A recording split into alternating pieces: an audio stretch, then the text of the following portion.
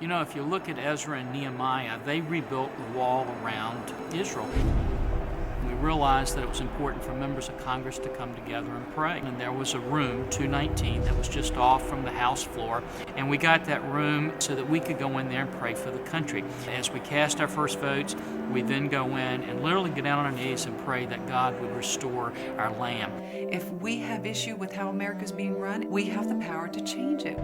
Prayer Caucus has been a great way to bring together members of Congress. We leave political labels at the door. We come together and let's just pray for wisdom. Whether you are the furthest on the right or the furthest on the left, you're all of one size in that room before God. We need to call the nation back to prayer. It's our duty and responsibility to join together and unite. But what we're absolutely united on is the need for us to restore America. In the essentials, unity, and the non-essentials, liberty, and all things, charity. We've got to define what the essentials are that we can coalesce around and to say, you know what?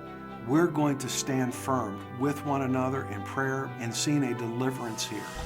These are very difficult times in our country, difficult times in our world. You're not going to find your solutions in man. Even though life may throw us challenges, that we always have to remember that we put our trust in God. If we fail in this country, it is a great danger to the whole world that's seeking to step into the light of freedom. The problems that we have right now are not going to be solved on the floor of the House or the Senate. Each one of us has to do our part to transform and change this culture. I think God is really looking at us and saying, I need you. It's time for us to stand up and say, I'm ready to be those leaders.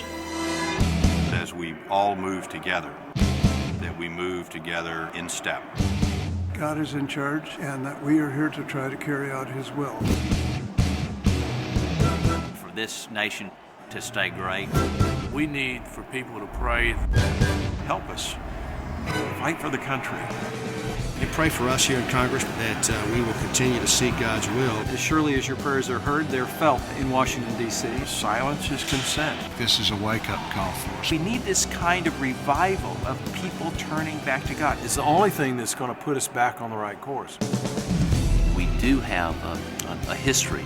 Our founding fathers, they pledged their life. To them, that really meant something because they were literally signing their own death warrants. What great cost was paid so that we could have this very precious thing called freedom. We cannot do it on our own strength. We need the supernatural hand of God. God can always take a small group of people committed to Him, and He can change the course of history with them. The true source of power is not found in the halls of Congress or the chambers of the Supreme Court or the West Wing of the White House, but it's found in the power of prayer. And so what we realized is not to build a physical wall around the country, but to build a spiritual prayer wall.